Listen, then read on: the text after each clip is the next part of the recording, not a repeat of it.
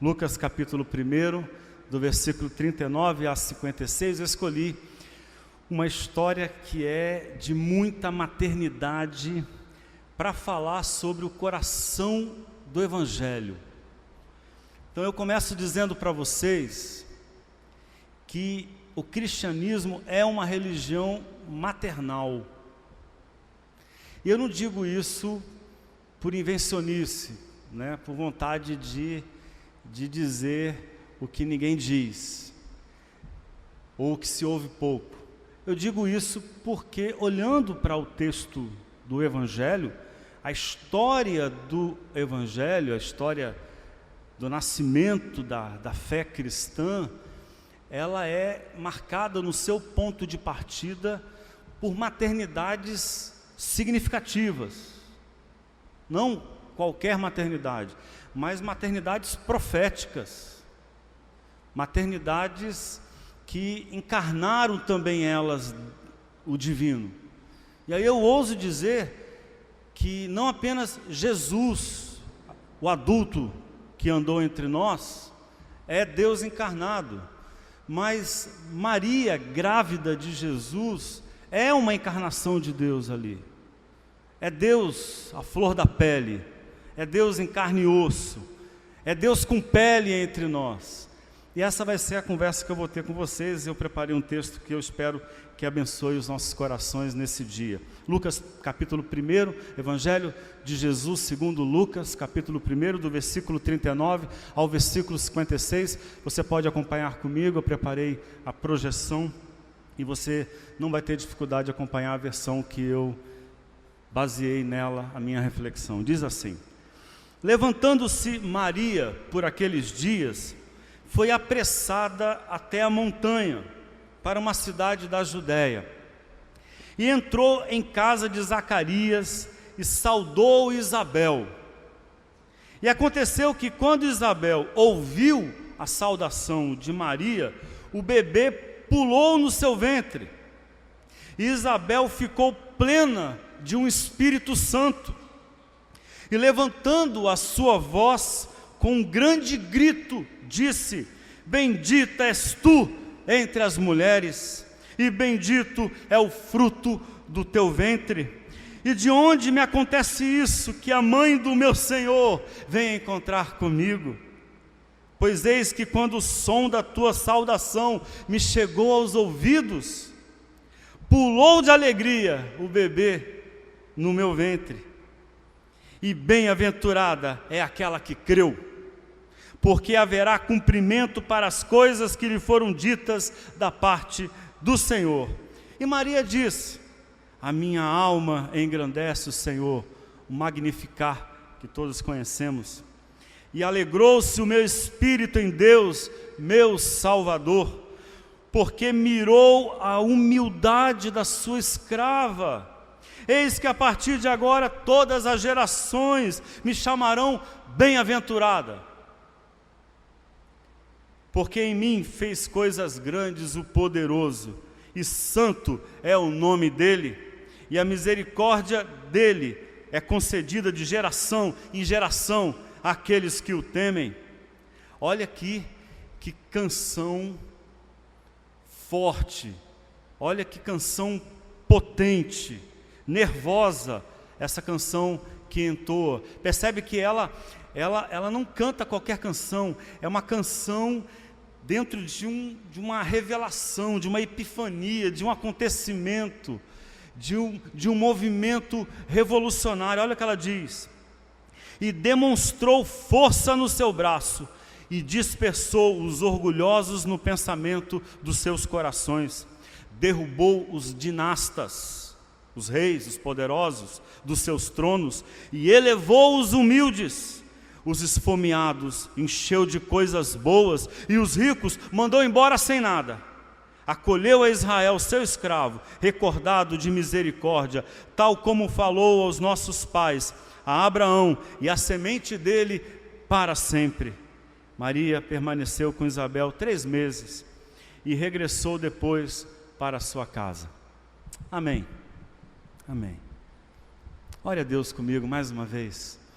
Senhor, nós bendizemos o Teu nome por esse dia, marcado por emoções, para muitos abraços e conversas e beijos e expressões de afeto, até presentes, para outros a saudade, a lembrança bonita, mas às vezes doída da ausência da mãe, essa presença da ausência que é a saudade que a gente sente com tanta intensidade. Que dia importante esse para todos nós. Nós te bendizemos nele e queremos dizer que o nosso coração precisa da palavra, a palavra do Evangelho, que é essa que tem a pretensão de acordar a nossa consciência, de acordar esperanças adoecidas, esperanças esquecidas, esperanças engavetadas, de trazer à tona a esperança que se perdeu, que se escondeu, de tristeza, de cansaço, de desânimo. Nós acreditamos que a Tua palavra é esse movimento que nos desperta, Deus, e a gente abre o coração e diz: vem, Senhor, fala ao nosso coração, no movimento misterioso do Seu Espírito entre nós, em nome de Jesus, amém. E eu dizia que o encontro entre Maria e Isabel, ele precisa ser percebido, se a gente prestar atenção, como algo mais que um encontro feliz entre duas primas, que eram primas grávidas, né? Que trazem essa notícia alvissareira, essa notícia festiva da gravidez, que entre nós com muita frequência é motivo de muita festa. Você deve se lembrar de quando teve essa boa notícia para dar, né? A maioria de nós tem a notícia da gravidez como uma grande festa, mas naquela época era uma festa ainda maior, porque o valor da mulher estava, de maneira equivocada, reduzido ao ser mãe. Então uma mulher que não era mãe era carente de valor. Então é um encontro de gente que tem todo motivo na vida para fazer festa, mas há algo mais que acontece nessa história. E quem conta a história para nós quer que a gente enxergue isso. Eu diria que é um encontro profético. Eu usei a palavra epifania. A palavra epifania, ela é uma palavra que significa a manifestação, mas não qualquer manifestação, mas aqueles acontecimentos que na nossa vida, aqueles eventos que quando acontecem na nossa vida, são tão fortes, e a gente passa por vários deles na vida, mas não muitos, eles são raros, até para ter a força de serem o que eu estou chamando de epifania, aqueles acontecimentos que têm um poder de virar do avesso os nossos conceitos, aqueles eventos que têm o poder de dividir a história, de quebrar a ordem rotineira das coisas, né? Você não dá conta de ficar pensando no valor da vida o dia inteiro, toda hora, todo tempo, mas algumas coisas acontecem com a gente que são um chacoalhão na vida, às vezes como um soco na boca do estômago, como um tombo, né? Como um sobressalto, uma ruptura, um espanto, que faz a gente arregalar os olhos e dizer: preciso fazer alguma coisa, ou perceber que algo novo está acontecendo, que uma nova época está nascendo. É o encontro dessas duas mulheres, Isabel e Maria, porque se a gente presta atenção no que elas pensam desse bebê, vamos dar o desconto das mães corujas, mas não é corujice, não é corujice. Eu sei que as mães, quando se reúnem, sem perceber, claro que as mães fazem isso sem perceber, mas há uma certa disputa de que criança foi mais prodigiosa. Você já testemunhou esses acontecimentos? Não, meu filho andou com 9 meses, com 9 meses já dava pulo, já fazia acrobacia. Aí outro: não, meu filho falou uma frase completa. E aí tem umas coisas que você fala assim: será mesmo? né? Porque as mães têm isso, né? Elas têm essa relação na torcida, né? Na realização que elas têm com os filhos, mas não é isso aqui. Até porque é uma projeção para o futuro. O bebê que essas mulheres carregam, eles têm a força de inaugurarem um novo tempo. É um encontro profético, um encontro de maternidades potentes, que pretendem mudar as coisas. Elas acreditam que o mundo vai ser tocado, e foi, pelos seus bebês. Isabel dá à luz a um profeta, que encaminhou a chegada de Jesus. Jesus vem com a força de ser o testemunho para nós cristãos, para aqueles que professam a fé cristã, o testemunho que salvou a humanidade. Tem essa força. Os cânticos que elas entoam são cânticos revolucionários. Vocês prestaram atenção no Magnificar de Maria? Minha alma engrandece ao Senhor, né? Ela não exalta um Deus por ser Deus. Ela não diz que Deus deve ser exaltado porque Ele é poderoso, grandioso, maravilhoso. Não é um louvor que para em Deus, como a maioria dos louvores. É um louvor que exalta a Deus pela sua presença entre nós revolucionária, que quer mudar as coisas, que não aceita a desigualdade no mundo, que não aceita a crueldade entre os homens, entre as mulheres, que não aceita a opressão dos poderosos, que não aceita o empobrecimento de vidas, enquanto outras enriquecem. Não! Portanto, a gente está falando de um encontro que tem essa força revolucionária. Por isso eu digo que o cristianismo, ele é maternal. Está aqui, nesse encontro, a dimensão profunda da esperança cristã. Prestemos atenção. O cristianismo é maternal, porque sua esperança é idêntica à das mães que gestam as crianças de uma nova humanidade, Maria e Isabel. E eu me deparei ontem lendo diversos poemas da Adélia Prado, pensando hoje na minha reflexão, eu me deparei com esse Saudação. E eu busco a Adélia com muita frequência, porque a Adélia, ela exala espiritualidade, ela é uma poetisa, uma poeta, né? que tem muita fé, muita expressão, né? Ela tem uma vivência cristã muito intensa. É uma poeta desconcertante, como a maioria dos poetas e das poetas são. Mas olha que linda, Saudação. Veja como ela desenha essa maternidade de Maria com essa pretensão de mudar o mundo. Olha só. Ave Maria, ave, carne florescida em Jesus, ave, silêncio radioso, urdidura de paciência, onde Deus fez seu amor inteligível. Eis o projeto cristão de redenção para a humanidade. Ele tem essa força da maternidade. E não por acaso, repito, Maria e Isabel são protagonistas nesse evangelho. Ambas geram potências revolucionárias. Um profeta e um novo homem. Jesus é esse novo homem que inaugura um jeito diferente de ser gente no mundo. É com essa pretensão que elas engravidam, que elas estão grávidas. Eu diria que, portanto, não estão grávidas apenas de João Batista e de Jesus. Estão grávidas de uma nova humanidade, de um novo jeito de se viver, de uma nova história. Estão grávidas de recomeços, de revoluções. Estão grávidas de reviravolta. É cristianismo.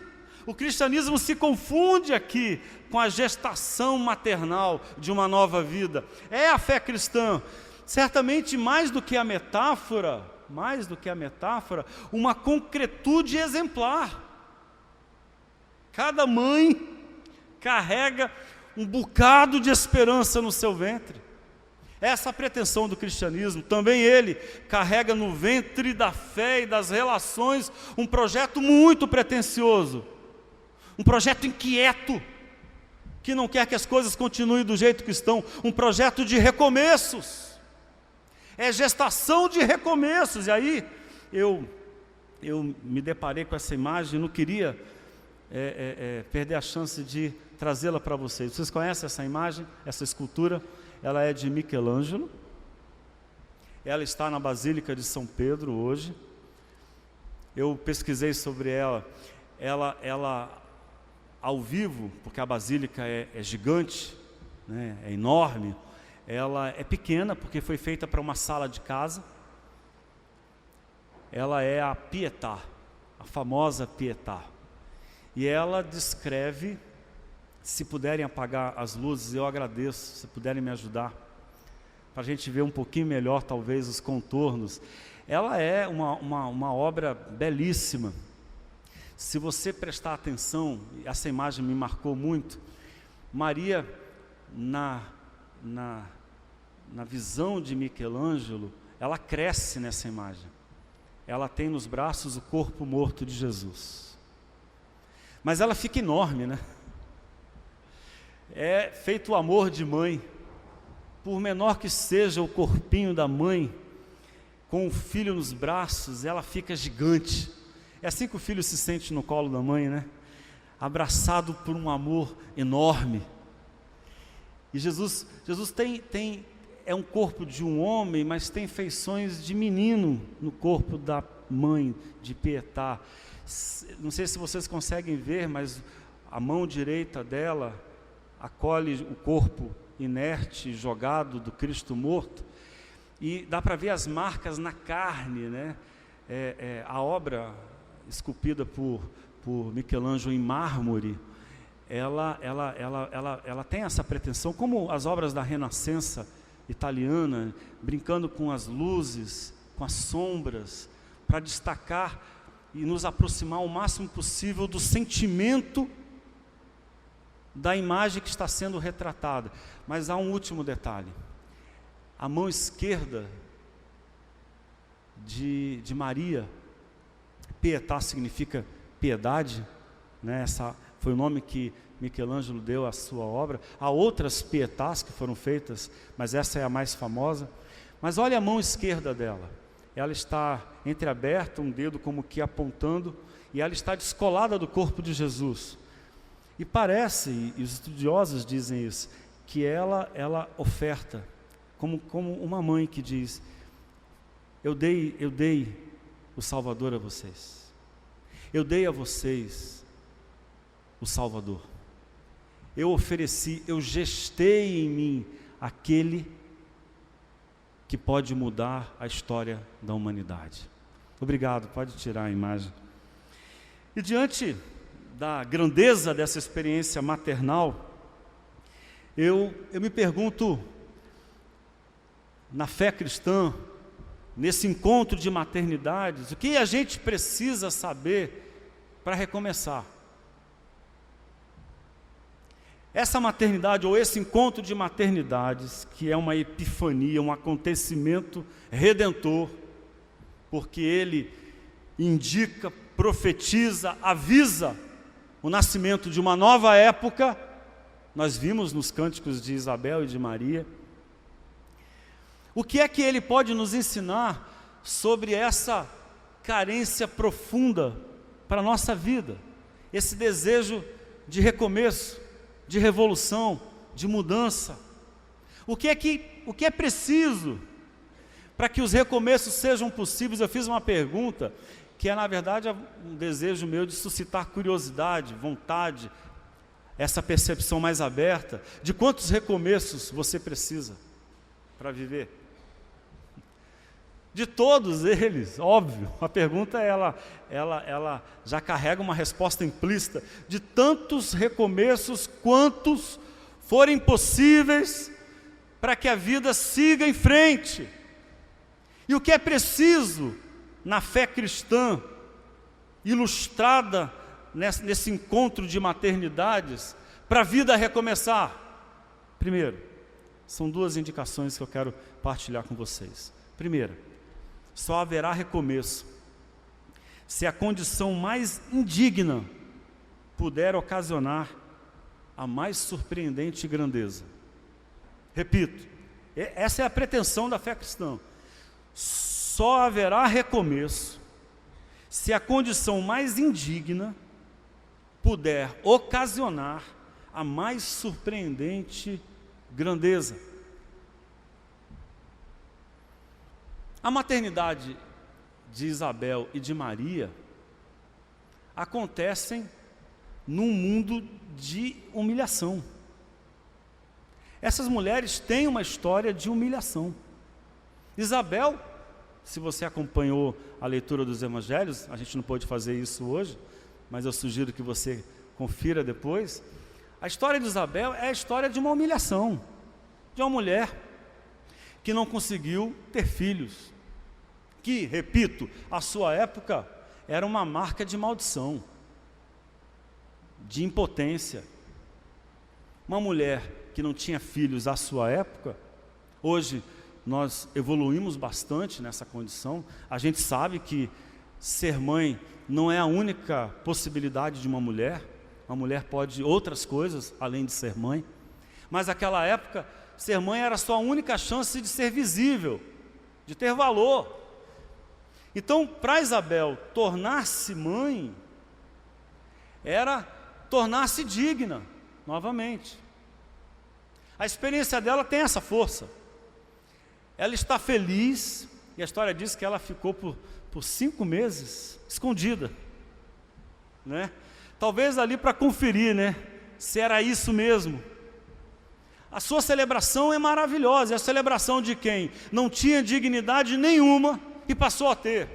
Então tem essa força, o seu profetismo de mãe, tem essa força de quem não tinha dignidade e passou a ter. Mas em Maria, isso é ainda mais radical, porque você deve lembrar que a gravidez de Maria é completamente inadequada. Se para Isabel ser mãe já era por si só uma vitória, era tudo o que ela precisava, para Maria ser mãe era tudo o que ela não podia. Não naquele momento, porque ela estava desposada de um homem que não era o pai da criança que ela tinha no ventre. Estava debaixo de todas as suspeitas. Novamente, à época, esta suspeita a condenava ao pior tipo de espécie, pior tipo de gente que uma mulher poderia ser, a mais indigna. Uma mulher sob suspeita, uma maldita. E aí a gente percebe na história que há duas narrativas aqui. Há a narrativa que diz para nós que biologicamente o bebê que Maria tem é uma marca de indignidade e de humilhação e de vergonha, que Maria deve ser uma mulher envergonhada. Mas há uma outra narrativa. E aí a gente entende o projeto de salvação do cristianismo. Há uma narrativa graciosa que se sobrepõe à narrativa da vergonha de Maria, que é a narrativa do divino, que apesar das suspeitas, apesar do que se pode dizer sobre o filho que ela carrega, Deus pessoalmente diz que esse filho é dele. Newton Bonder, ele conta para a gente uma história, eu achei belíssima, foi uma das melhores leituras que eu fiz no livro A Alma Imoral. Ele diz que, à época, a tática militar romana, que era cruel, terrível, usava o estupro como forma de dominação, porque os soldados estupravam as moças, as mulheres judias, e dessa forma eles humilhavam todos os homens. Imagina você, estavam dizendo assim para os homens: olha, não sai para fazer motim, não sai para fazer rebelião não, porque se você sair para fazer rebelião, a gente estupra a sua mulher, fica em casa. Era cruel, muito cruel, terrível. E muitas mulheres judias hebreias engravidavam de homens romanos. E aí Newton Bonder, rabino, que atua na sinagoga em São Paulo, hoje, nesse momento, ele diz que se criou um problemaço, uma crise grave, porque na cultura dos judeus só era considerado judeu, só era considerada judia a criança nascida de um pai judeu, só era legitimamente judia a criança nascida de um pai judeu. E aquela experiência de dominação romana estava dizimando o povo judeu, criando um grande problema para eles. O que fazer com essa multidão de filhos sem pai? Aí o conselho se reuniu e tomou a seguinte decisão contra o rabino Newton Bonder. Tomou a decisão de que a partir daquela data se consideraria todas as crianças que tivessem nascido de uma mãe judia, bastando a mãe ser judia, era considerada judia. E por quê? Porque Deus, Jeová, era o pai dessas crianças. Isso é lindo. É o triunfo na tragédia. É a superação da mazela, da dor e do sofrimento através do amor. Um Deus que ama, tornando-se o pai daquele que não tem pai. E aí havia a suspeita, e é claro que isso não pode ser provado de maneira nenhuma, que Jesus poderia ser, que Maria poderia ter sido estuprada, por isso a sua vergonha, sem saber o que fazer. E novamente, esse filho, Deus vem e diz, é meu, por amor. Bom, essa é uma história inusitada para a maioria de nós, a gente não pode afirmar categoricamente isso, mas eu acho que seria lindo, seria maravilhoso. Se fosse isso, não mudaria nada daquilo que eu acredito, porque imagine você que Deus chega entre nós, que o que há de mais divino na nossa compreensão, para nós cristãos, que é Jesus Cristo, que aquele que mais nos fala de Deus, que Deus quando vem entre nós, vem na forma mais sofrida, mais vitimada, mais desumanizada, na forma mais oprimida, porque é de dentro dessa condição difícil de viver, que Deus avisa que há dignidade para todos os homens no seu amor. No amor de Deus, o mais indigno é cheio de valor. Essa é a experiência de Maria. Independente do que tenha acontecido, Deus avisou, esse filho, Maria, que está te causando vergonha, é meu filho. Eu sou o seu pai. Essa é a experiência da gravidez de Maria. Maria se sente envergonhada. Deus afirma que ela é agraciada. Tudo lembra fracasso? Deus avisa que é o começo da vitória. Aquela gravidez era uma humilhação diante de todos. Para Deus era a salvação da humanidade. Todos desconfiam que Jesus é um bastardo. Deus diz que é seu filho amado em quem tem prazer. Eis a graça de Deus. Segundo, só haverá recomeço se nossa maior inquietação for pelo fim da crueldade de gente oprimindo gente. Só haverá recomeço se o que mexe com a gente, o que toca a gente visceralmente, o que desaloja a gente, sabe?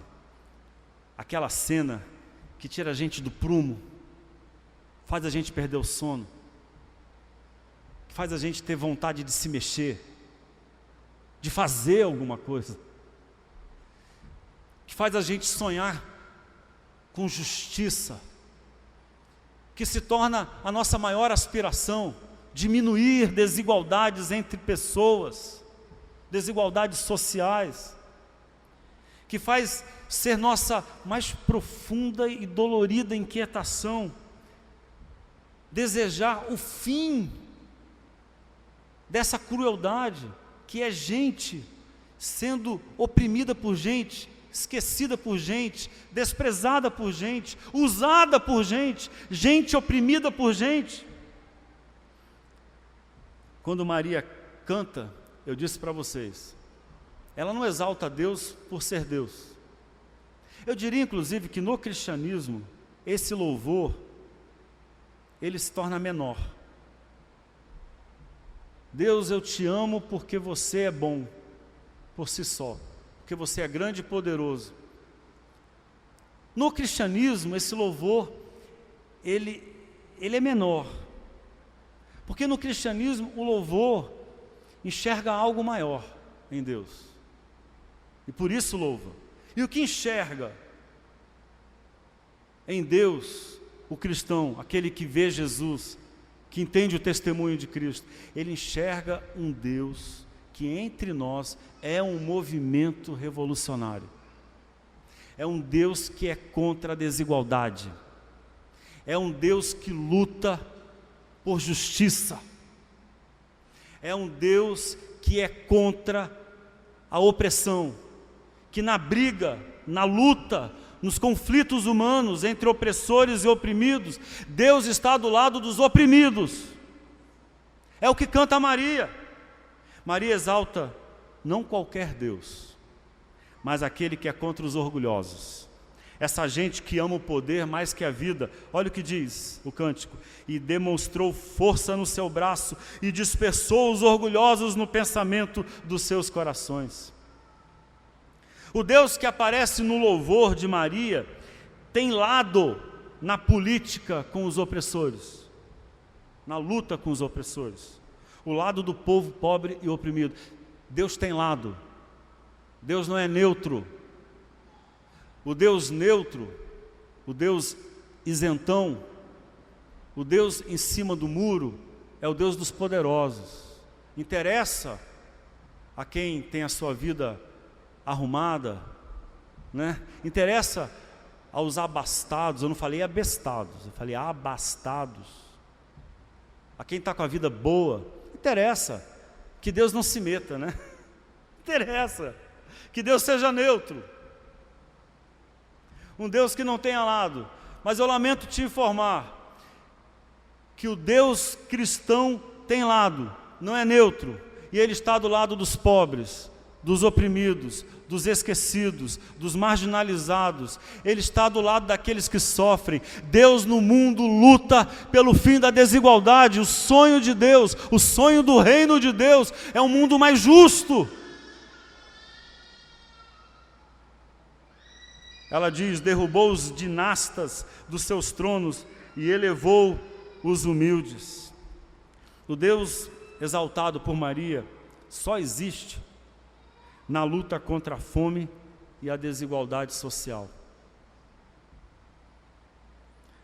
Olha o que diz Maria: os esfomeados encheu de coisas boas, e os ricos mandou embora sem nada.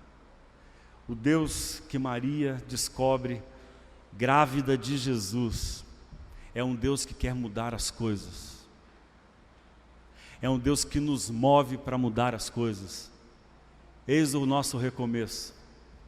Eis o princípio da revolução. Eu queria que você ficasse em pé junto comigo. Eu gostaria de orar junto com você.